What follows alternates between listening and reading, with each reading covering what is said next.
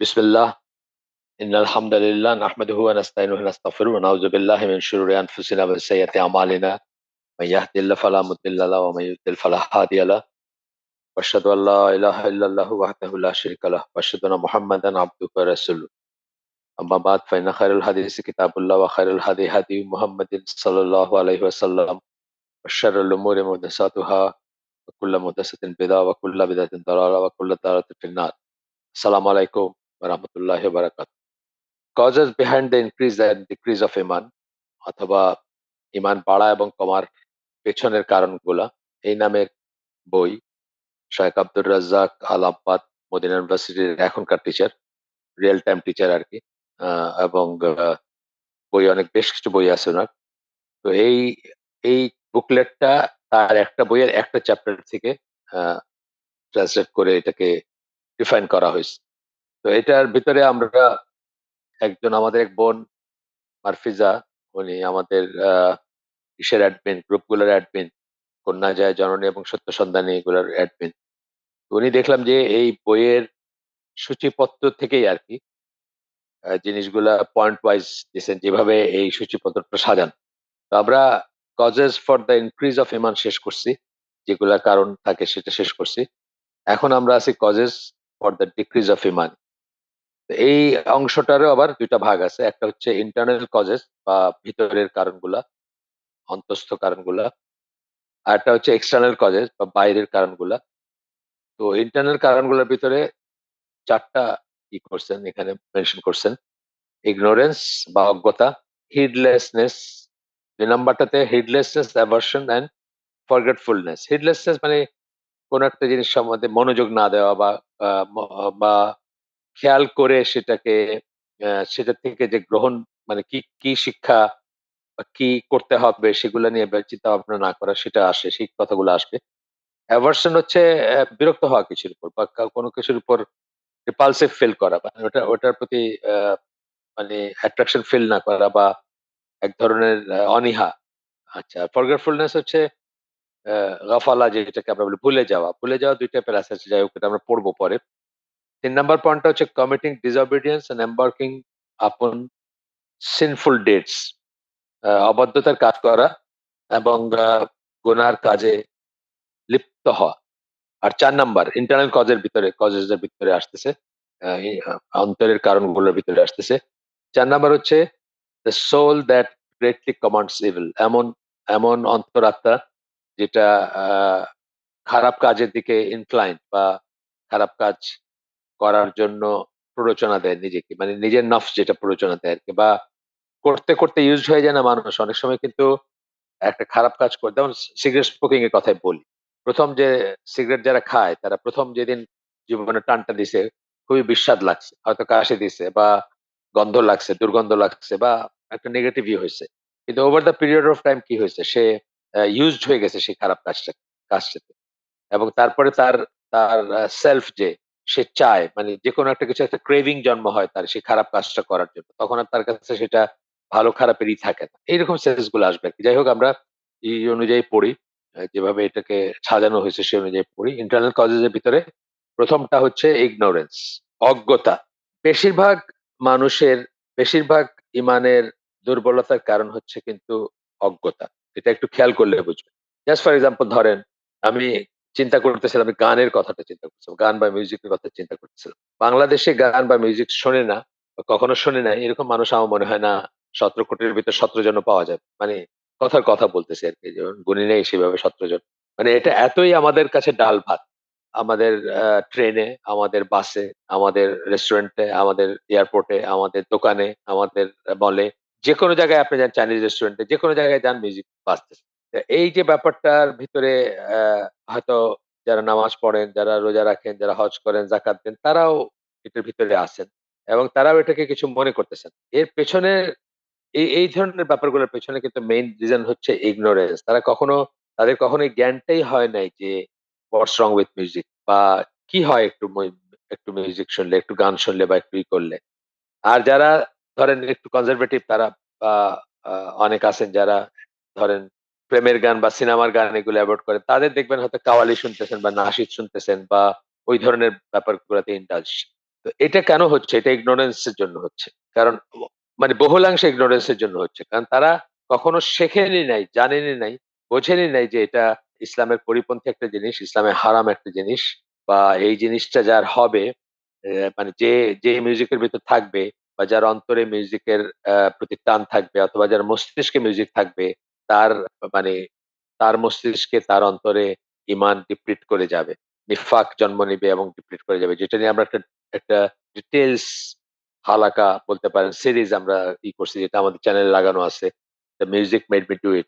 সত্যি কথা বলতে কি এই বইটা পড়ার আগে আমি এটার ফিজিওলজিক্যাল এবং প্যাথোলজিক্যাল সাইডটা কোনদিন চিন্তা করি। যে শরীরতন্ত্রের উপরে যে মিউজিকের একটা এফেক্ট এবং সেই এফেক্টটা যে কোকেনের মতো অথবা ড্রাগের মতো কাজ করে এবং সেটাও যে একটা নেশা এবং সেটাও যে একটা অ্যাডিকশন এই সাইডটা আমি কিন্তু কখনো জানতাম না অথবা জানলেও আমি পাত্তা দেই নাই বা রিয়ালাইজ করি নাই এই বইটা পড়ার আগে। এর আগে যে বইটা আমি পড়ছিলাম সিরিয়াস বই এই মিউজিকের উপরে সেটার নাম ছিল মিউজিক অ্যান্ড সিঙ্গিং ইন ইসলাম মোস্তফা আল কানাডি বলে একজন কনভার্টেড মুসলিমের লেখা বই। সেই বইটাও খুব সুন্দর কিন্তু সেখানে মোস্টলি শরীর দিকটা বা রিলিজিয়াস দিকটাকেই করা হয়েছে। কিন্তু এই বইটাতে the music made me do it এই বইটাতে একেবারে শরীরে কি রিঅ্যাকশন হয়, শরীরে কি পরিবর্তন ঘটে, মুড সুইং, ইমোশন এই সমস্ত জিনিসগুলো নিয়ে এমনভাবে আলাপ করছেন যে মানে ইসলাম ইসলাম বা আল্লাহর কথা তো বটেই। এমনকি একজন নাস্তিকেরও বুঝতে অসুবিধা হবে না যে মিউজিক কেন হার্মফুল। এটাই একটা উদাহরণ মানে প্রকৃষ্ট উদাহরণ যে আমরা অনেক সময় একটা খারাপ কাজ বা এমন একটা কাজে লেগে থাকি যেটা আমাদের ঈমানকে নষ্ট করে অথবা ঈমানকে হালকা করে দেয় বা ডিপ্লিট করে দেয় উইথআউট নোইং যে এটা এখানে কিন্তু একটা অজ্ঞতার ব্যাপার আছে। তো ওরা বলতেছেন এখানে the knowledgeable Muslim does not prefer the love and enactment of matters that harm him and cause him pain and misery। একজন জ্ঞানী মুসলিম কখনো অগ্রাধিকার দিবে না ওই সমস্ত কাজগুলাকে যেগুলো তার ক্ষতি করে যেমন মিউজিক একটা জাস্ট হাতের কাছে একটা উদাহরণ এবং যেটা আলটিমেটলি তাকে তার তার কষ্ট দিবে তার তার জিল্লতি বা তাকে মানে একটা দুর্ভোগের ভিতরে পতিত করবে সেই সমস্ত জিনিসগুলোকে সে প্রেফার করবে না যার নলেজ আছে to that which constitutes his benefit success and rectification। ওই সমস্ত জিনিসের উপরে অগ্রাধিকার দিবে না যেগুলো তার জন্য লাভজনক। লাভজনক মানে কি? মুসলিমের কাছে বিশ্বাসীর কাছে লাভজনক কি? যা কিছু আল্লাহকে খুশি করে সেটা লাভজনক। যা কিছু জান্নাতের পথ সুগম করে সেটা লাভজনক। বেনিফিট সাকসেস সফল। আল্লাহ সফল কাম কাদের বলছেন কোরআন খুলে দেখেন। আল্লাহ কিন্তু টাকা পয়সা পিএইচডি ডিগ্রিকে সফল কাম বলেন। তো যেমন ধরেন সূরা বুরুজের ওই আয়াত যালিকাল ফাওজুল কাবীর যে আয়াতটাতে বলছেন আল্লাহ কি বলছেন? ইন্নাল্লাযিনা আমানু ওয়া আমিলুস সলিহাতি লাহুম জান্নাতুন তাজরি মিন তাহতিহাল আনহার যালিকাল ফাওজুল কাবীর। আল্লাহ কিন্তু অন্য জিনিসকে বলতেছেন যে গ্রেট সাকসেস অথবা গ্রেট অ্যাচিভমেন্ট বা বলতেছেন। আল্লাহ কিন্তু টাকা পয়সা, দুনিয়া, লিডারশিপ বা পিএইচডি এগুলাকে বলতেছেন। Success and rectification. রেকটিফিকেশন মানে আত্মশুদ্ধি। কিছু কাজ আমি যত করতে থাকবো তত আমার আত্মশুদ্ধির সম্ভাবনা যেমন ধরেন তাহাজ্জুদের নামাজ পড়ি একটা বা কন্টেমপ্লেট করে বা তাদাব্বুর তাফাক্কার সহকারে কোরআন পড়া, বুঝতে চেষ্টা করা এগুলো কি আমার আত্মশুদ্ধি নিয়ে আসবে। তো সেগুলোর উপরে একজন knowledgeable মুসলিম যার জ্ঞান আছে সে অন্যগুলাকে প্রেফার করবে না যেগুলো আগে বলে আসলাম। এবং মিউজিকের উদাহরণটা আমি হাতের কাছে মানে পাইলাম যে মিউজিকে খুব ইনোসেন্টলি কিন্তু মুসলিমরা অনেক মুসলিমই ইনোসেন্টলি মানে একটা গিল্টি ফিলিং ছাড়াই কিন্তু এটার ভিতরে আছে। ডে ইন ডে আউট আছে এবং তারা মনে করতেছে এটা এমন কিছু না আরকি। আর কেউ ক্লাসিফাই করতেছে। কেউ বলতেছে যে আচ্ছা বাদ্যযন্ত্র ছাড়া হইলে এটা শোনা যাবে। কেউ বলতেছে যে এটাতে অ্যামোরাস কথাবার্তা আছে বা ফ্রিভোলাস কথাবার্তা আছে সেটা ছাড়া শোনা যাবে। কেউ বলতেছে যে কাওয়ালি বা নাত হাম বা নাশিদ হইলে শোনা যাবে। কিন্তু আমরা শিখছি যে এই সবকিছুই সবই নিষিদ্ধতার পর্যায়ে পড়ে এবং সবকটাই মানুষের নফসের জন্য, মানুষের সেলফ এর জন্য, মানুষের আত্মার জন্য ক্ষতিকর এবং সেখানে নিফাক সৃষ্টি করে এবং এটা যদি মানে চলতে থাকে তাহলে একসময় ইমান ডিপ্লিট করতে একদম নাই হয়ে যেতে পারে। আমরা দেখি না অনেক নায়িকা, গায়িকা শ্রেণীর মানুষ দেখি না? ইভেন বাংলাদেশেও দেখি বা আতেল যারা, কলা গোত্রের যারা কবিতা আবৃত্তি করেন বা শোনেন বা ওই সমস্ত মজলিসগুলায় যান, গানের রবীন্দ্রসঙ্গীত সন্ধ্যায় যান বা আরো একটা কিছু মানে যারা একটা সমাজে একটা শ্রেণী আছে না যারা এই সমস্ত সংস্কৃত মনা যাদেরকে আমরা বলি, তারা কিন্তু অনেকেই একসময় ইমান হারায় ফেলেন আউট অফ আর কি, মানে এইসব থেকে আর কি, মানে এগুলোর ভিতরে থাকতে থাকতে আমরা দেখি, এটা চারপাশে দেখি, চোখ কান খোলা রাখলে আমরা দেখতে পাবো। এরপরে বলতেছেন যে ইগনোরেন্ট যে, এটা কিন্তু বললেন কার নলেজেবল মুসলিমের কথা বললেন, এখন ইগনোরেন্ট যে তার কথা বলতেছেন, সে এমন হইতে পারে যে he may give preference to some of this things over that which contains his success. সে এই সমস্ত খারাপ জিনিসগুলা, যেগুলা আপনাকে, যেগুলো আপনার জন্য হার্মফুল বা যেগুলো একটা মানুষের জন্য হার্মফুল, সেগুলাকে প্রেফারেন্স দিতে পারে over that which contains is success and rectification. সেই সব জিনিসের উপরে যেগুলো উল্টাটা বললেন আর কি, যেগুলা তার জন্য সফল কাম হইতে পারতো, যেগুলা গ্রহণ করলে, যেগুলা করলে বা যেগুলো জীবন নিলে, সেগুলোর উপরে সে হয়তো খারাপ জিনিসগুলোকে প্রেফার করে এবং রেকটিফাই করতে পারতো নিজেকে, সেগুলোর উপরে সে খারাপ জিনিসগুলো প্রেফার করতেছে। মিউজিক যে একটা বললাম, এরকম অগণিত জিনিস আছে, অগণিত জিনিস আছে যেগুলো ইগনোরেন্স বশত আমরা করে থাকি, এবং সেটার ফলশ্রুতিতে বা সেটার পথ ধরে আমাদের ইমানটা কমতে শুরু করে বা ডিপ্লিট করতে শুরু করে এবং একসময় নাই হয়ে যেতে পারে। তো বলতেছেন যে this is because the scales with him have been turn upside down. যেটা দিয়ে সে, যে চোখে সে সবকিছু দেখবে, অথবা যে স্কেল বা যে স্কেল দিয়ে সে মাপবে সবকিছু, আমরা বলি না যে কিসের স্কেল দিয়ে মাপবো আমরা কিছু, এটা একটা রূপক কথা। এটা বলতে সবসময় একটা ফিজিক্যাল রুলারের কথা আমাদের মাথায় আসবে তা না। এই স্কেল বলতে যে মাপকাঠিতে আমরা দেখবো আর কি দুনিয়াকে বা সবকিছুকে মাপবো, সেটা বলতেছেন আপসাইড ডাউন হয়ে গেছে, তার কাছে ভালো হয়ে গেছে খারাপ, এবং খারাপ হয়ে গেছে ভালো। এটাকে আমরা অনেক সময় বলি, স্কলাররা বলেন, এটা নিয়ে লেখালেখিও আছে, ইনভার্টেড প্রায়োরিটি। আপনার প্রায়োরিটিটা ইনভার্টেড হয়ে গেছে, ইনভার্টেড মানে উল্টা হয়ে গেছে, যেরকম হওয়ার কথা ছিল তার উল্টা হয়ে গেছে। আমরা অনেকেই দেখি যে ধরেন মানুষ একটা ক্রিকেট খেলা দেখা সারাদিন পর, সারাদিন গ্যালারিতে বসেছিল, সব নামাজগুলো কাজা হয়েছে, তারপরে সে ওটা দেখে এসে বাসায় এসে কাজা নামাজ পড়তেছে। ইনভার্টেড প্রায়োরিটি হয়ে গেছে তার, তার প্রায়োরিটিটা উল্টায় গেছে, তার স্কেলটা উল্টায় গেছে, যেটাতে সে প্রয়োজনীয় অপ্রয়োজনীয় বা অত্যাবশ্যক এবং অনাবশ্যক জিনিসকে মাপবে, সেই স্কেলটাই তার উল্টায় গেছে। ইনভার্টেড প্রায়োরিটিস, তার প্রায়োরিটি গুলো ইনভার্টেড হয়ে গেছে, উল্টা হয়ে গেছে। তো এটা এটা আমরা দেখি আমাদের নিজেদের জীবনে দেখি, বা আশপাশে আমরা দেখি অনেক মানুষের যে আমি এই যে উদাহরণস্বরূপ বলতেছিলাম, গত ২৮শে অক্টোবর বিশাল সমাবেশ হলো, ৩ টা সমাবেশ হয়েছে ইনফেক্ট। আমরা বলতেছি যে সবাই একই স্কেলে, সবাইকে একই স্কেলে আমরা মাপতে পারবো এখানে, বা একই পয়েন্ট অফ ভিউ থেকে সবাইকে বিচার করতে পারবো। আপনাদেরকে আগেও বোধহয় বললাম আমি একদিন যে আমার সাথে আমার একটা একটা ইসে একটা কি বলবো ভিডিও বলেন বা যাই বলেন, আ ওইটাতে একজন তর্ক করতেছে। ওইটার মানে ওইটার মন্তব্যে বলতেছে। আমি বলতেছিলাম যে বাংলাদেশের মানুষ এখন ইসলামী শাসন ব্যবস্থার জন্য মোটেও রেডি না। এখন যদি আমি জোর করে পৃথিবীর সবচেয়ে ভালো আলেম যিনি, অথবা সবচেয়ে বড় আলেম যিনি, উনাকে এনে বাংলাদেশের রাষ্ট্রযন্ত্রের প্রধান হিসেবে বসায় দেই, উনাকে মানুষে পিটায় মেরে ফেলবে ২ দিনে হয়তো, বা ছড়ায় ফেলবে পজিশন থেকে। তার কারণ হচ্ছে মানুষ এটার জন্য রেডি না। বাংলাদেশের মানুষ শরিয়ার জন্য, ইসলামী শাসন ব্যবস্থার জন্য রেডি না। উদাহরণস্বরূপ আমি বলছি যে তারানা হালিম যখন প্রতিমন্ত্রী ছিলেন, তখন উনি ওই পর্নোগ্রাফিক ওয়েবসাইট গুলো বন্ধ করতে চাইছিলেন বাংলাদেশে। এবং সেটার প্রতিবাদে পরে ইয়াং জেনারেশন আপনার প্রেস ক্লাবের সামনে মানববন্ধন করছে যে চলবে না, চলবে না, মানে বন্ধ করা চলবে না। অর্থাৎ আমাদেরকে যা চলতেছে, যা আমরা যে পর্নোগ্রাফি দেখতেছি সেগুলা চালায় দিতে, মানে চালায় দিতে থাকতে হবে আরকি, বা সেগুলা বন্ধ করা চলবে না। এইটা যখন দেশের অবস্থা, তখন আপনি ইসলামিক শাসন ব্যবস্থা কি করে করবেন? এইজন্য ইসলামিক শাসন শাসন ব্যবস্থা টপ ডাউন না, বটম আপ হবে। মানে নিচের থেকে উপরের দিকে। অর্থাৎ নিচের মানুষ যখন প্রিপেয়ার্ড হবে, তখন ইনশাআল্লাহ ইসলামী শাসন ব্যবস্থা প্রতিষ্ঠিত করা ইজি হবে বা আল্লাহ করে দিবেন। আমাদের মানুষ অনুযায়ী আল্লাহ লিডার দিবেন, সেটা হচ্ছে বা আমাদের আহলে সুন্নাত জামার বিশ্বাস। সুতরাং সেই অনুযায়ী তারা আমাদের ব্যবস্থা করে দিবে। সেই অনুযায়ী আল্লাহ আমাদেরকে ব্যবস্থা করে দিবেন যে আমাদের উপরের লিডারটা হবে আমাদের মতো। কিন্তু এটার জন্য ওই ফাউন্ডেশন তৈরি করা দরকার। সাধারণ মানুষকে চেঞ্জ হইতে হবে। সাধারণ মানুষকে ইসলাম চাইতে হবে। সাধারণ মানুষকে ইসলামী শাসন চাইতে হবে। তবেই এটা ফুলফিল হবে বা ফুলফিল করা যাবে। তো এখন আপনার, আমি বলতেছিলাম যে ২৮ অক্টোবরের কথা ফিরে যাই আবার। ২৮ অক্টোবরে যারা ওখানে ছিল, একটা আওয়ামী লীগেরই ছিল, একটা বিএনপির ছিল, একটা জামাত ইসলামের ছিল। ৩ টা বড়, বড় সমাবেশ ছিল। ৩ জায়গায় ছিল যদিও, যেটা গন্ডগোল হলো যাই হোক। এখন দেখেন আপনি একটু খেয়াল করলে তখন আমি যেটা বলতেছিলাম যে ওই আ ওই যে ভিডিওটা, ওইটার মন্তব্যে একজন, আমি যখন এই কথাগুলো বলছি ওই ভিডিওতে, তার মন্তব্যে একজন লিখছে যে সে ৫ জনকে জিজ্ঞেস করছিল তারা ইসলামী চায় কিনা। কবেকার কথা বলছে জানি। ৫ জনই বলছে তারা ইসলামী শাসন ব্যবস্থা চায়। এটা এক্সেপশনাল হইতে পারে। এখন সে যদি মদিনা ইউনিভার্সিটির ৫ টা ছাত্রকে জিজ্ঞেস করে যে তোমরা ইসলামী শাসন ব্যবস্থা চাও কিনা সেটা একটা ডিফারেন্ট জিনিস হইতে পারে। কিন্তু অন এন এভারেজ বাংলাদেশের স্ট্রিটে ইসলামিক শাসন ব্যবস্থা চায় এটা আমি বিশ্বাস করি না।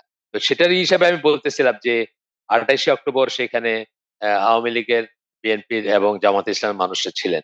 তাই না? এরাই তো আমাদের দেশের মানে জনসাধারণ বা যারা পলিটিক্যাল চেঞ্জ আনতে চায় তাদের স্যাম্পল, বা যারা পলিটিক্স করেন তাদের স্যাম্পল, অথবা যারা দেশের জন্য কাজ করতে চান তাদের স্যাম্পল, বা যারা দেশ গঠন করবেন বা কি বলে সংসদ গঠন করবেন, আইন প্রণয়ন করবেন, তাদের স্যাম্পল না এরা? মানে এদের ভিতর থেকেই তো আসবে, বা এরা এরা তাদেরকে সাপোর্ট, এরা সাপোর্টার শ্রেণীর যদিও কর্মী, তারপরেও এখানে যত লক্ষ মানুষ ছিলেন তত লক্ষ মানুষের 99.9% এর আপনি এমনি হিসাব ছাড়াই বলতে পারেন যে সেই দিনের জোহর, আসর এবং মাগরিবের নামাজ কাজা হয়েছে। এই সমাজে আপনি কি করে ইসলাম প্রতিষ্ঠা করবেন বলেন? বা ইসলামী শাসন ব্যবস্থা কি করে প্রতিষ্ঠা করবেন? এটা বোঝার ব্যাপার আছে। এটা বোঝার ব্যাপার আছে যে মানে আপনি কাদের নিয়ে কাজ করতেছেন বা কাদের কথা বলতেছেন। যাই হোক, আবার আমি ফিরে আসি আমাদের টপিকে ইনশাআল্লাহ। এখানে বলতেছে যে knowledge lies at the root of all good and ignorance lies at the root of all evil. তো এখানে আপনার বলতেছে যে সকল ভালো কাজের বা সকল ভালোত্বের বা মঙ্গলের বা কল্যাণের মূলে হচ্ছে নলেজ। এটা তো সত্যি কথা। সকল কল্যাণের মূলে হচ্ছে নলেজ। এইজন্য knowledge tax precedence over act of warship বা অ্যাক্টস অফ ওয়ারশিপ যাই বলেন। ইবাদতের আগে নলেজ। আবার ইবাদতের আগে নলেজ। আপনি কেন পড়তেছেন, কি করতেছেন, ইবাদতটা কি করতেছেন, কার জন্য করতেছেন, যে জন্য ধরেন ফর এক্সাম্পল নিয়তটা ইবাদতের পূর্ব শর্ত। অথবা যা করতেছেন সে সম্বন্ধে আপনার জ্ঞান। আমরা শাহাদার শর্ত পড়ছি না? শাহাদার শর্তগুলো পড়ছি, পড়ে আসছি আগে। শাহাদার ৯ টা শর্ত আমরা যে বই থেকে পড়ি সাধারণত ৮ টা বলা হয়। ১ম শর্তটাই কি? যে আপনি যে লা ইলাহা ইল্লাল্লাহ বলতেছেন এটার অর্থ আপনি জানবেন। নলেজ। আপনার শর্ত বলতে কি বলছেন? যে লা ইলাহা ইল্লাল্লাহ জান্নাতের চাবি। জান্নাতের চাবি যে হবে লা ইলাহা ইল্লাল্লাহ তার ৮ টা বা ৯ টা পূর্ব শর্ত আছে। তবে এটা জান্নাতের চাবি হবে। ১ম টাই হচ্ছে যা বলতেছেন আপনি লা ইলাহা ইল্লাল্লাহ কি বললেন এই সম্বন্ধে আপনার জ্ঞান থাকতে হবে। এটার অর্থ বুঝতে হবে। নলেজ। এইজন্য সকল আ ইবাদতের কাজের আগে আসবে সে সম্বন্ধে নলেজ বা জ্ঞান আসবে। কার জন্য ইবাদত করতেছেন, কি ইবাদত করতেছেন, কিভাবে করতেছেন, ঠিকভাবে করতেছেন কিনা, কার প্রেসক্রিপশন এ করতেছেন। আমরা বলছি না ইবাদত কবুলের ২ টা শর্ত। ঈমানের পরে প্রধান শর্ত, মানে ঈমানের পরে ২ টা শর্ত। কি? একটা হচ্ছে কেবলমাত্র আল্লাহর জন্য করবেন এবং আল্লাহ রাসূল সাল্লাল্লাহু আলাইহি ওয়াসাল্লামের দেখায় দেওয়া পদ্ধতিতে করবেন। এই ২ টা হচ্ছে শর্ত। এখানেও দেখবেন যে নলেজ চলে আসতেছে। এখানেও ইনটেনশন চলে আসতেছে। এখানেও একজন ইগনোরেন্ট যে জানে না সে কি করতেছে। আর আপনি যিনি জানেন আ কি করতেছেন, কেন করতেছেন, এটার দলিল কি? বা আরো অন্যান্য ব্যাপারগুলো জানেন।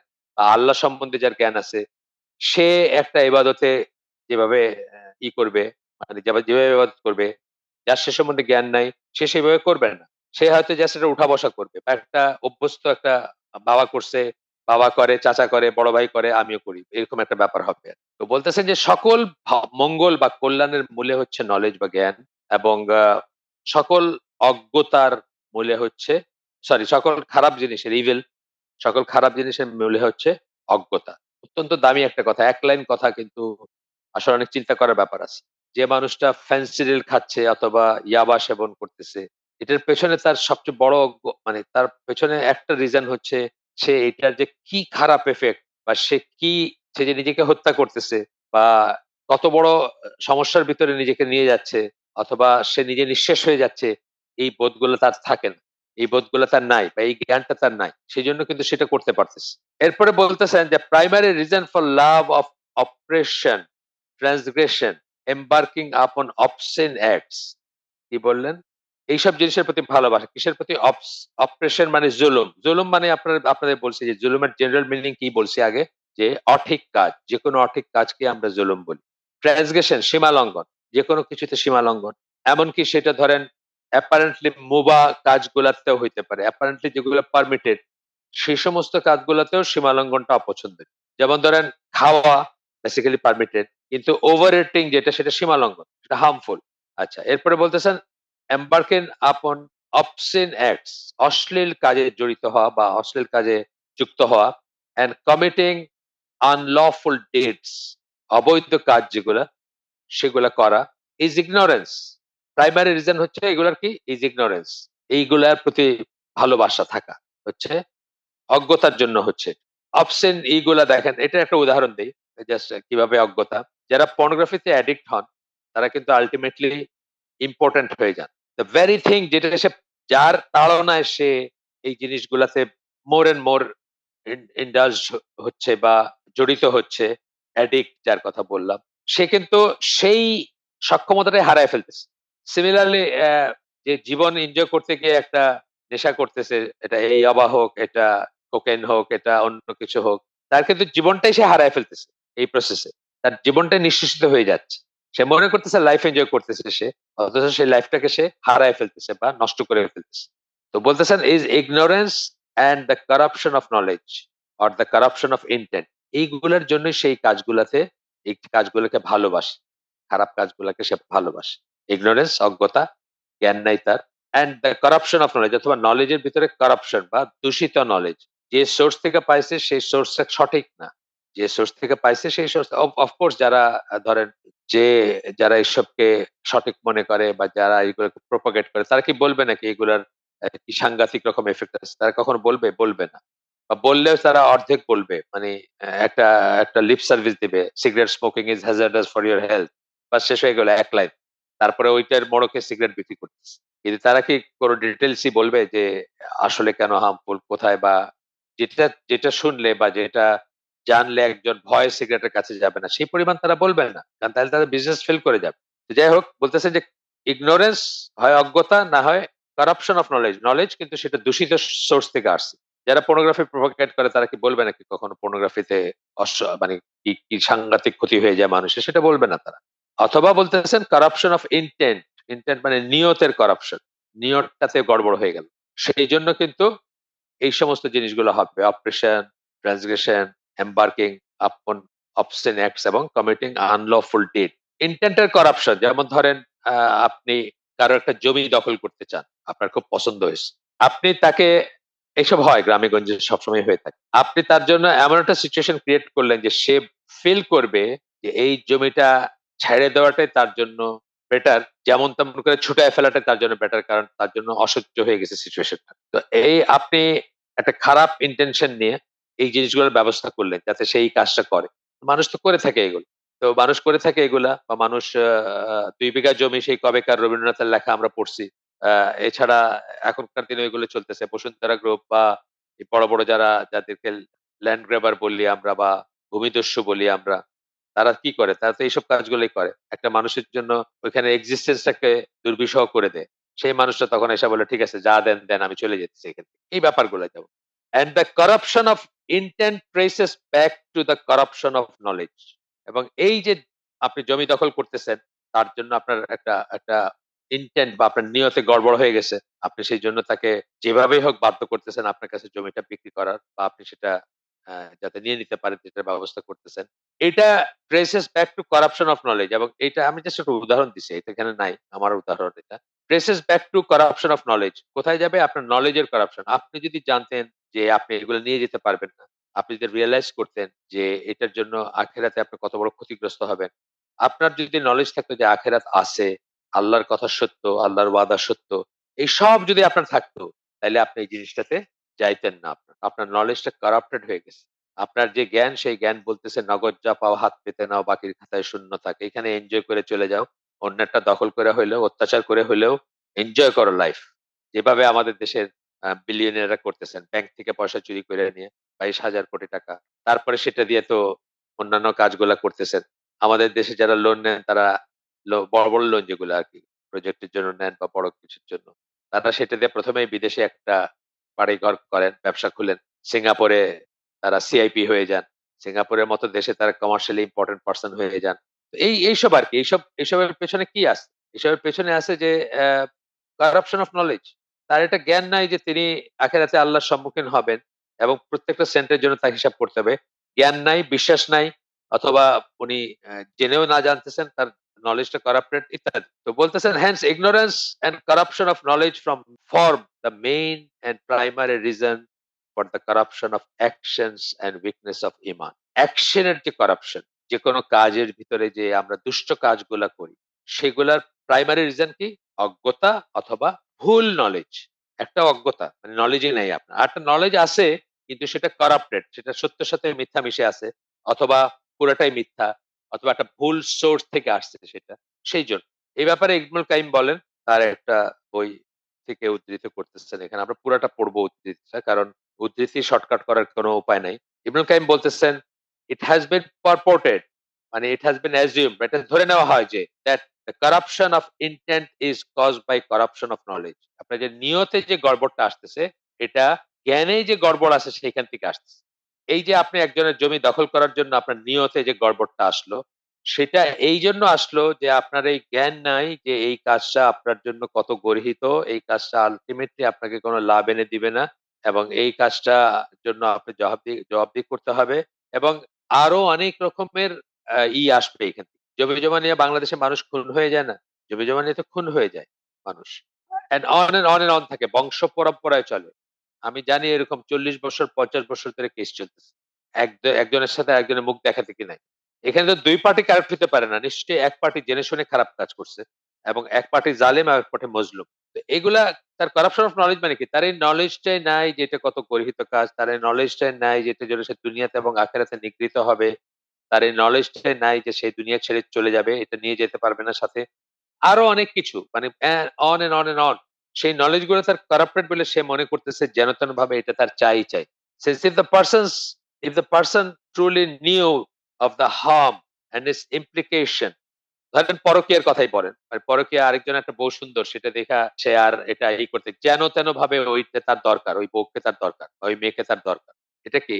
মানে তার নলেজের কমতি। এটার থেকে যে কোনদিন সুখ আসবে না, এটা থেকে কোনদিন সাকিনা আসবে না, বারাকা আসবে না এবং এটা দেখেন যারা এই সমস্ত কাজ করে থাকেন তাদের দেখবেন জীবনে এটা চলতেই থাকে এবং তাদের জীবনে কোনদিন স্টেবিলিটি আসে না। কিন্তু এখানে তার একটা মানে তার নলেজটা এই কাজ করলে কি হবে সে সম্বন্ধে তার নলেজটা আইদার নাই বা পরিপূর্ণ না অথবা থাকলেও সেটা করাপ্টেড অথবা মনে করতেছেন যে যেন তেন ভাবে এই মহিলাকে তার পাইতে হবে।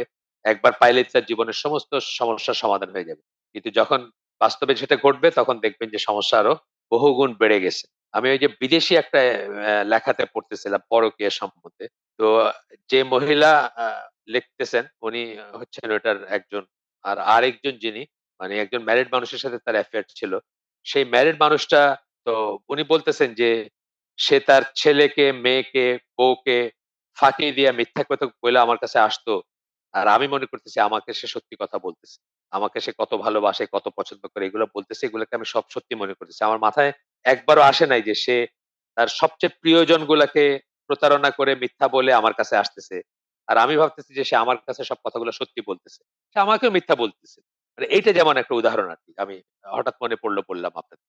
তো এটার ক্ষতি কি? যদি জানতো কেউ বা এটাতে খারাপ কি আছে? detrimental খারাপ মানে অমঙ্গল কি আছে? ক্ষতিকর কি আছে? এটা যদি জানতো he would not have preferred it তখন সেটা প্রেফার করত না। এটাকে অগ্রাধিকার দিত না। এটা চাইতো না। আমাদের চাওয়াগুলো তো ভুল। এটা তো আমি অনেক সিরিয়াস জিনিসের কথা বলছি। আমাদের দৈনন্দিন চাওয়াগুলাই ভুল। আমরা দেখব যে দৈনন্দিন জীবনে আমরা যা চাই, অনেক জিনিসই আমার লাইফে হয়েছে, আপনাদের হয়েছে কিনা আমি জানি না। অনেক জিনিসই আমি খুব ardently চাইছি। পাওয়ার পরে মনে হচ্ছে, ও এইটা নাকি? আমি তো বুঝি নাই। আমি তো এটা চাইনি বা এরকম না। ব্যাপারটা আমি যা মনে করছি তা না। সে তো আমাদের প্রায়ই হয়ে থাকে। রবীন্দ্রনাথের একটা আছে না? যাহা চাই তাহা ভুল করে চাই, যাহা পাই তাহা চাই না। এটা একটা জাস্ট মানে ন্যাচারাল একটা phenomenon সবার ভিতরেই আছে আমাদের।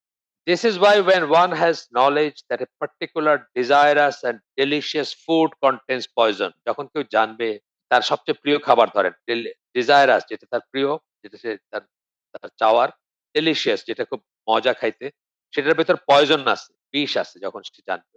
It does not dare approach it ধরেন আমার খুব পছন্দের খাবার ছিল ইয়াং বয়সে। রাস্তায় যে ওই পাড়ায় গিয়া যে ফুচকা চটপটি বেচে না? আজকের sophisticated গুলা না, ৭ নাম্বার রোডের মোড়ের গুলা না। ওগুলাও একই খারাপ। মানে ওগুলাও খাই না আমি। কিন্তু আমি বলতেছি আমার খুব প্রিয় ছিল ওইটা। তারপরে আমি যখন জানলাম যে বাংলাদেশের অর্ধেক মানুষের amoebic dysentery আছে। chronic amoebic dysentery এবং সেইজন্য তাদের ধরেন ফুড যেটা যাই তারা খাচ্ছে সেটাকে যদি আমরা ১০০ ধরি যে ১০০ মাত্রার পুষ্টিকর খাবার তারা খাইতেছে। তার ভেতরে 50% ইউটিলাইজ হয় না। বাকিটা ওয়েস্ট হয়ে যায়। যেহেতু তাদের অ্যামিবিক ডিসেন্ট্রি আছে ক্রনিক এবং সেটার একটা কারণ হচ্ছে এই সমস্ত জিনিসগুলা যে স্ট্রিট ফুড বা পানি। যে ফুচকা বা চটপটিতে যে পানিটা ব্যবহার করতেছে সেটা কোন সোর্স থেকে করতেছে এটা। মানে এই জ্ঞানগুলো যখন হইছে তারপর থেকে ধরেন গত রাফলি ৩০ বছর আমি রাস্তার কোনো চটপটি বা ফুচকা খাই না। আরো বেশি হইতে পারে। কিন্তু আমার খুবই প্রিয়। আমার এখনো ওই sophisticated জায়গাগুলা নিউ মার্কেটের ভিতরে বা এই ইস্টার্ন প্লাজার উপরে ওগুলা খায় কোনো ওইরকম মজা লাগে না রাস্তার গুলো যেরকম লাগতো। ওইগুলাও ভালো বলতেছি না আমি। ওগুলো তো সমস্যা আছে। ওগুলাও কি পানি দিয়ে করে কে জানে। তো আমি বলতেছি যে এই যে একটা ডেলিশিয়াস বা desirous জিনিস যে ২ টা কথা বললেন এখানে। desirous বলছেন যেটা আমি পছন্দ করি ডেলিশিয়াস খাইতে আমার খুব মজা লাগে। এটাতে যেমন পয়জন আছে, ধরেন মেবি dysentery বা টাইফয়েড এই ধরনের পসিবিলিটি গুলো আছে। It does not dare approach it তখন আমি এটা খাই না। আমরা এটার কাছে যাই না। ঠিক আমি যে উদাহরণটা দিলাম সেই উদাহরণটা এখানে খাটে। Thus his knowledge of the various types of harm present within the harmful act is weak. যখন কেউ খারাপ কাজটা করে তখন বুঝতে হবে যে তার যে কাজটা করতেছে বা যা সে পছন্দ করে তার ভিতরে হার্ম যে সমস্ত ক্ষতিকর জিনিস আছে এবং ক্ষতিকর ব্যাপার আছে সেগুলো সম্বন্ধে তার জ্ঞানটা পরিপূর্ণ না। সে হয়তো কিছু জানে, কিছু জানেন। কিছু জানে, কিছু জানেন। যেমন দেখবেন যে আমাদের দেশে গ্রামের খুবই পায়াস মানুষরা জর্দা সহকারে পান খাইয়ে দিচ্ছে। এখন জর্দা তো তামাক। এখন জর্দা এবং other things আপনার ক্যান্সার মানে তামাক থেকে ক্যান্সার হয়। নিকোটিন আছে এখানে। সিগারেট কিলস এটা তো একটা স্লোগান এখন। আল্টিমেটলি নিজেকে আপনি হত্যা করতেছেন। তো সে তার নলেজটা এই যে হার্মফুল সম্বন্ধে তার নলেজটা উইক, দুর্বল। সে হয়তো মনে করতেছে আচ্ছা এটা একটা অপচয়। সে হয়তো মনে করতেছে আচ্ছা এটা কিছু ক্ষতিকর আছে, কিছু ক্ষতিকর দিক আছে। কিন্তু হয়তো লাভও দেখতেছে সেটা। লাভও দেখতেছে। অনেকে আর্গু করে যে সাদা পাতা বা জর্দা এগুলাতে দাঁতের ব্যথা-ট্যাথা কমে এইসব কথাবার্তা আছে প্রচলিত। তো সেইজন্য সে তার নলেজটা উইক থাকাতে সে এনাফ চালিকা শক্তি পায় না এই জিনিসটাকে ত্যাগ করার। He could fall into a result of committing the act মানে বলতেছেন যে and his resolve to avoid what he could fall into as a result of committing the act is also weak. সে কি পরিণতিতে পৌঁছাবে, কি পরিণতিতে যাবে সেটাও দুর্বল। মানে সেই সম্বন্ধে তার নলেজটাও দুর্বল। এবং সেইজন্য সে এনাফ রিজন পায় না, কারণ পায় না অথবা ইম্পেটাস পায় না, চালিকা শক্তি পায় না যে সে এই জিনিসটাকে ছেড়ে দিবে। নলেজ কম হওয়াতে। নলেজ যখন হবে তখন সে সেটা করতে পারত। This is why Iman is in accordance to this. The one who has true Iman in the fire in the way he is supposed to have to the extent as if he is viewing it মানে কোন একটা জাহান্নামের পথে যখন কেউ থাকে এবং যখন তার সত্যিকার জাহান্নামে যদি তার ঈমান থাকে তখন সে as if সে দেখতেছে এরকম একটা ভাব হয়। তার ভিতরে একটা বোধ হয় যে সে আগুনটা দেখতেছে। এটার ফলশ্রুতিতে সে কোন আগুনে পুড়বে সেটা সে দেখতেছে। তার যদি সেই জ্ঞান থাকে তাহলে সে কি করবে? Will not take the path that leads to it. সে ওই পথে বিচরণ করবে না যেটা ওইখানে গেছে। মানে জাহান্নামে গিয়ে এন্ড করছে যেটা। Let alone strive along that path with his might. সেই পথে সংগ্রাম করা বা সেই পথে পরিশ্রম করা তো দূরে থাক। সে ওই পথের দিকে কল্পনাই করতে পারবে না যে সে ওই পথে যাচ্ছে এবং আল্টিমেটলি আগুনে যাচ্ছে। The one who has true iman in paradise যার সত্যিকার ঈমান আছে জান্নাতে, জাহান্নামের কথা বললেন। জাহান্নামে যার ঈমান আছে। আবার বলতেছেন যার সত্যিকার ঈমান আছে জান্নাতে, in the paradise, in paradise sorry, in the way he is supposed to have, his soul will not consent to refrain from seeking it. মানে যে পথে গেলে সে জান্নাতি হবে, যার জান্নাতে ঈমান আছে, সত্যিকার ঈমান আছে, সে যে পথে গেলে জান্নাতি হবে সেই পথ থেকে কিছুতেই বিচ্যুত হইতে চাবে না। এটা হচ্ছে কথা। এখনো ইবনুল কাইমের কথা চলতেছে। This is a matter that a person can see in himself concerning the benefits he strives for and the harms that he tries to deliver himself from in this world. এটা সামারাইজ করলেন আরকি কথাটাকে। যে যার একজন মানুষ সে যদি জ্ঞান থাকে বা আগে যে কথাগুলো বললেন, তাইলে সে দেখবে যে এই পথে তার জন্য কল্যাণ আছে বা সে ইসে পৌঁছাবে, জান্নাতে পৌঁছাবে এবং এই পথ থেকে তার নিজেকে বাঁচায় রাখতে হবে। এই পৃথিবীর জীবনে তাকে বাঁচায় রাখতে হবে। আচ্ছা, গেল এটা। এরপরে আসতেছে যে সোলটা, যে আত্মাটা, যে নফসটা is fond of that which will harm it. সে সেটাকেই ভালোবাসে যেটা সেই নফসকে ক্ষতি করবে, নফসের ক্ষতি করবে। And not benefit it because of its ignorance of the harmful effects.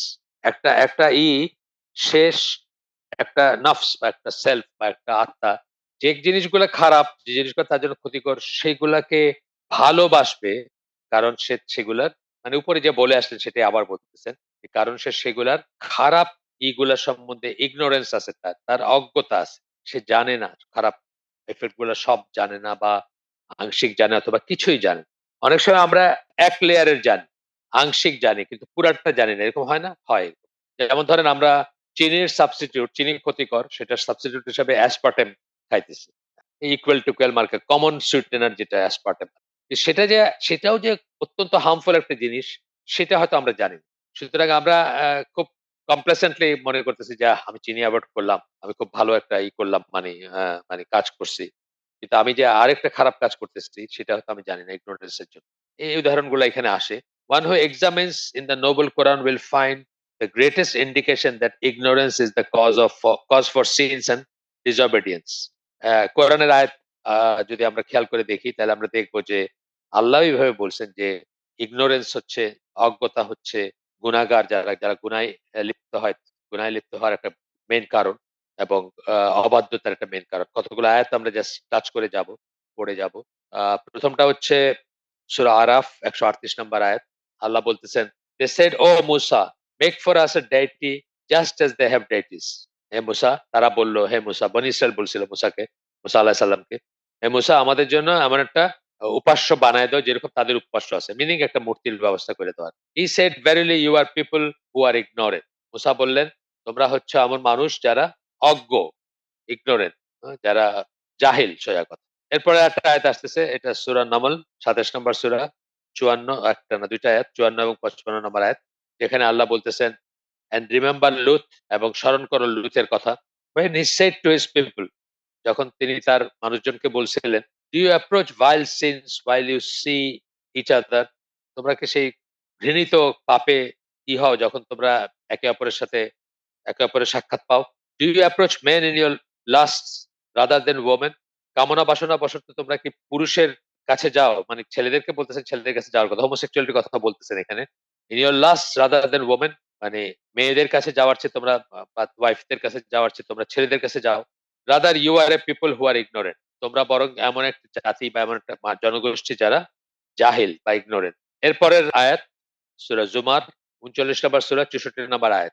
আল্লাহ বলতেছেন, said, "Do you order me to worship other than Allah, O you ignorant people?"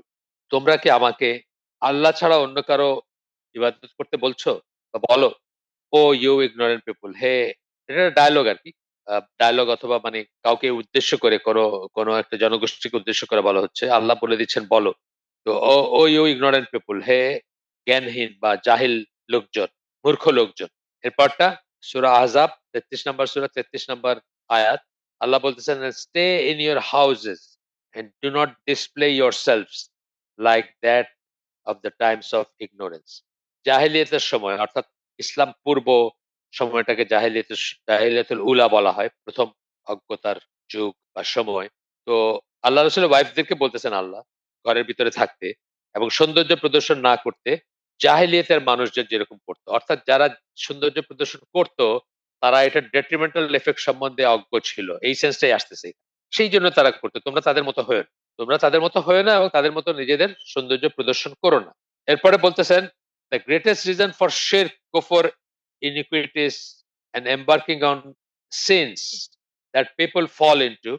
সবচেয়ে বড় কারণ যেজন্য মানুষ শিরক, কুফর, অবিচার অথবা গুনাহ বলতে যখন আমরা সিনস বলি, ইংরেজি আমরা আগেও বলছি, সিনস যখন বলি তখন আমরা কবিরা গুনাহ বুঝে থাকি। সকল গুনাহ না, কবিরা গুনাহ বুঝে থাকি। মানে যেগুলোর জন্য তওবা করতে হয়, যেগুলোর জন্য জাহান্নামে যাইতে হইতে পারে, সেগুলোর কথা বুঝে থাকি আমরা। তো সেটা গ্রেটেস্ট রিজন বলতেছেন, people fall into ignorance of Allah. আল্লাহর ব্যাপারে তাদের অজ্ঞতা, আল্লাহর ক্ষমতা, আল্লাহর সিফাত, আল্লাহর মানে ভান্ডারে কি আছে বা আল্লাহর ডোমেইন কি বা আল্লাহ ছাড়া যে আমাদের আল্লাহ থেকে পালানোর যে কোনো উপায় নাই, রাস্তা নেই। মানে এই ইত্যাদি, ইত্যাদি যা কিছু আছে। এই সবকিছু সম্বন্ধে ignorance সেইটার থেকে আসে his names, attributes, তার নাম, সিফাত এগুলা।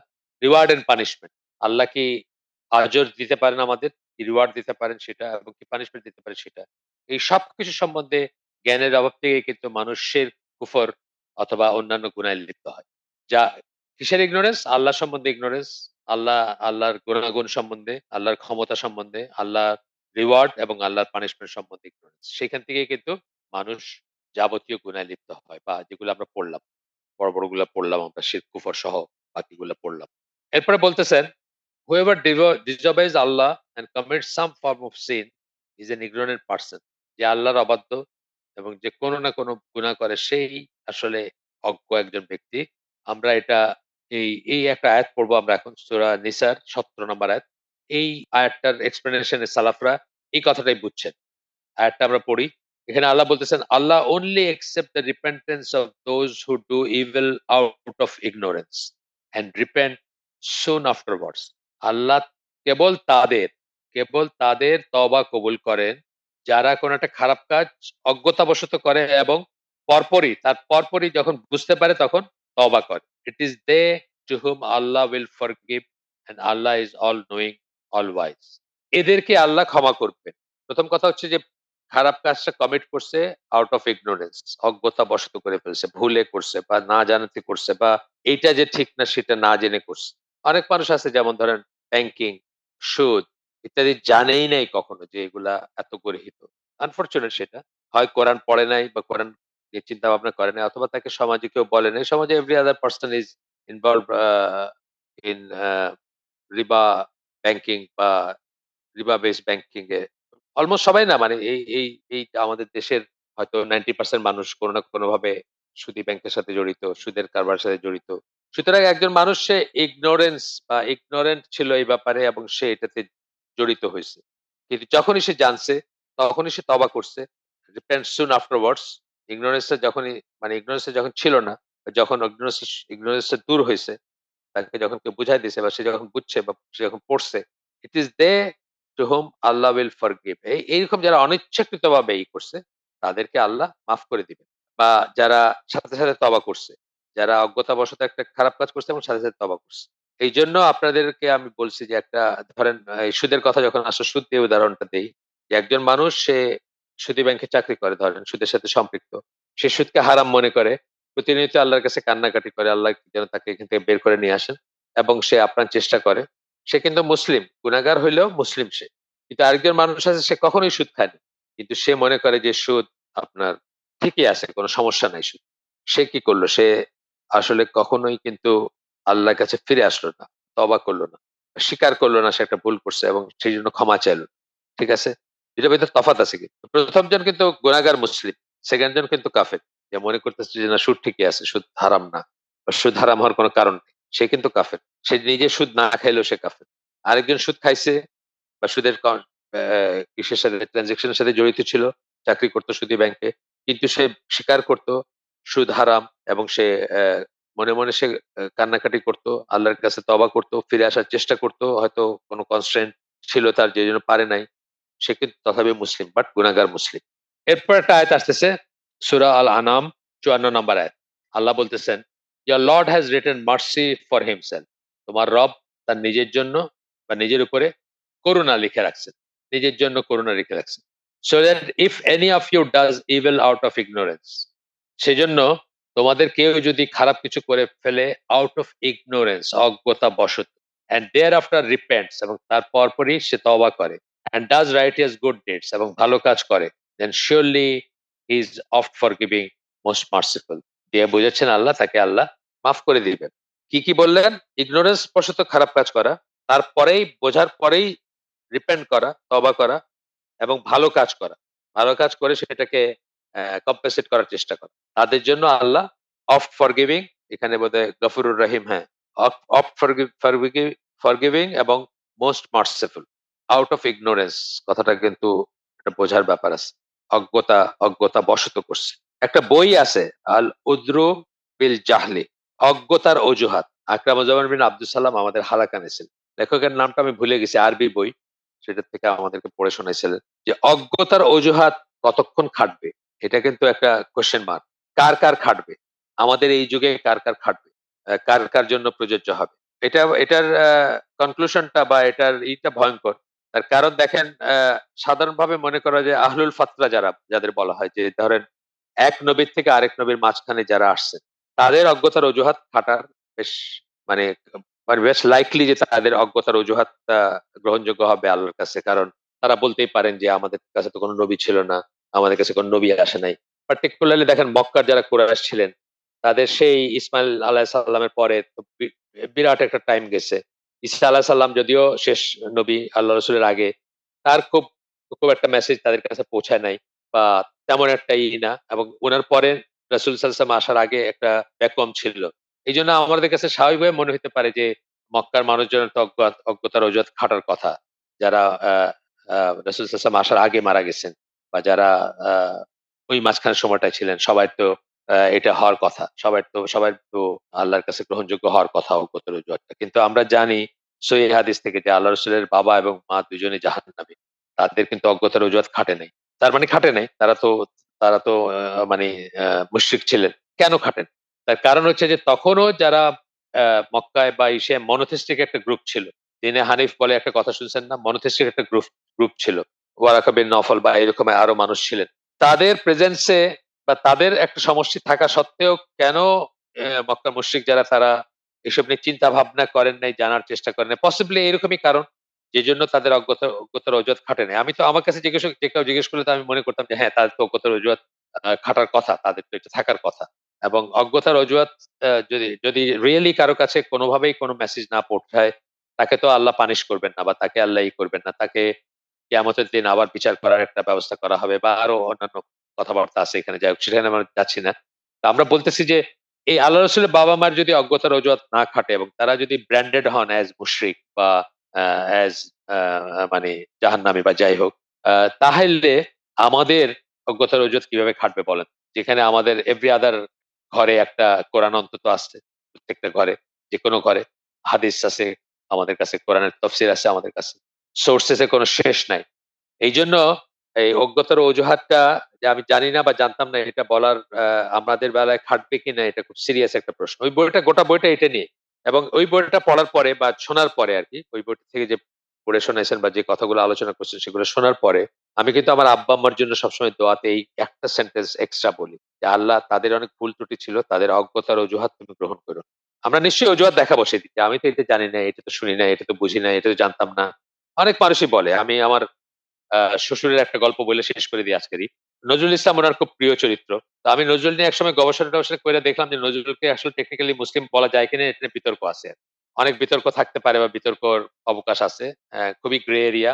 তো এগুলো যখন উনার কাছে বলতেছি তখন উনি বেশ সিরিয়াস হয়ে গেছেন। দেখলাম যে উনি পছন্দ করতেছেন না কিছু।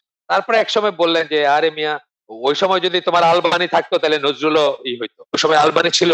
উনি বোঝাইতে চাইছেন যে তোমরা কথায় আলবানির বই, আলবানির কথা কও, এগুলো কি ছিল নাকি ওই সময়? আসলে ছিল না। তাইলে নজরুল ঠিকই বুঝতো আরকি। মানে এই কথাটা। তার মানে উনি নজরুলের জন্য একটা অজ্ঞতার অজুহাত খাড়া করলেন। তো এইগুলা আসলে ভয়ংকর যে আমাদের কার জন্য অজ্ঞতার অজুহাত খাটবে আর খাটবে না আমাদের চিন্তা করা উচিত। আমি তো মনে করি আমাদের এই সময়কার মানুষের কারো কোনো অজ্ঞতার অজুহাত থাকতেই পারে না। এমনকি ওই হিন্দু হইলেও থাকতে পারে না। কারণ এত সব ইনফরমেশন টেকনোলজির আল্লাহর বাণী, আল্লাহর কথা শোনেন নাই, আপনার কাছে পৌঁছায় নাই, এগুলা বলার আসলে কোনো অবকাশ নাই আরকি। আজকে আমি আমাদের হালাকা শেষ করে দিচ্ছি। সুবহানাকা আল্লাহুম্মা ওয়া বিহামদিকা আশহাদু আল্লা ইলাহা ইল্লা আনতা আস্তাগফিরুকা ওয়া আতুবু ইলাইক। আমরা যেটা শুনলাম তার ভেতরে ভালো কিছু শুনে থাকলে সমস্ত প্রশংসা আল্লাহর, আলহামদুলিল্লাহ। খারাপ কিছু শুনে থাকলে সমস্ত ব্যর্থতা আমার এবং সেটা শয়তানের তরফ থেকে। আল্লাহ আমাদেরকে তৌফিক দিন যা ভালো শুনলাম তার উপর আমল করার। আসসালামু আলাইকুম ওয়া রাহমাতুল্লাহি ওয়া বারাকাতুহু।